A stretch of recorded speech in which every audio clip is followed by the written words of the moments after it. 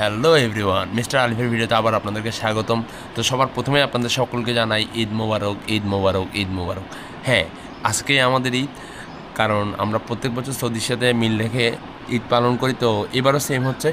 তো আমরা এখন সকাল 7টা বাজে, এখন আমরা রওনা দিব আমাদের বাড়ির উদ্দেশ্যে। সেখানে আমাদের নামাজ 9টায়। তো নামাজ শেষে আমাদের ওখানে আবার দারা শরীফের আপনার আখনি বিরিয়ানি করে।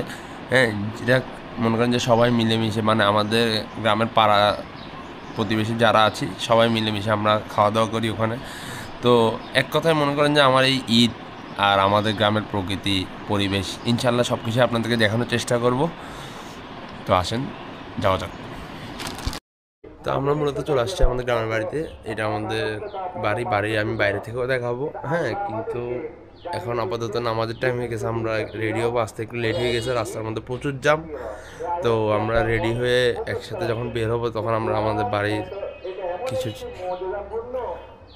ভিডিও আর কি শো করবো, মানে বাড়ি দেখাবো, আর মসজিদের নামাজের অবস্থায় আমরা কিছু শট নিব ইনশাল্লাহ।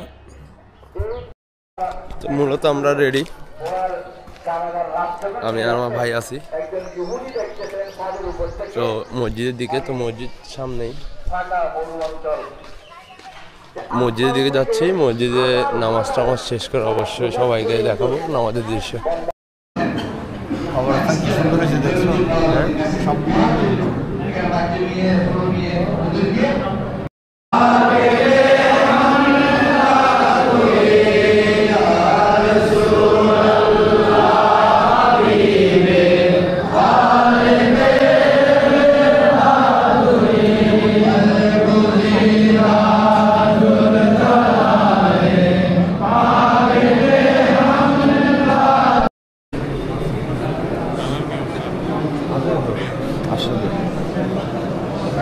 আজকে আসে নাই, বাড়িতে আসে না। তো নামাজ শেষ, আমরা বের হয়ে গেলাম নামাজ থেকে, বেরে বাড়ির দিকে আসলাম। তো আসলে টাইমই পাচ্ছি না যে ভিডিও করব, সে সুযোগটা হয় না। তো এখন একটা ছাদে যাচ্ছি, এই বাসার কাজ এখন চলছে। আসলে পরিবেশটা দেখানোর জন্য উপরে যাওয়া, অদ্ভুত সুন্দর জায়গাটা। মানে আমরা বাড়িতে আসলে প্রায় কাজিনরা মিলে এখানে আড্ডা দিই, মেল কাজিনরা। তো আরেকটা জিনিস লক্ষ্য করেছেন কিনা জানি না, এখানে আমার মাথার টুপিটা শুধু লাল, বাকি যারা যারা নামাজ পড়ছে সবার মাথার মধ্যে সাদা টুপি, 4 টুপি। হ্যাঁ, তো এটা হলো যে আমাদের বাড়ির আর কি ঐতিহ্য বলা হয় আর কি। হ্যাঁ, যে সবাই 4 টুপি পরে একসাথে নামাজ পড়ে।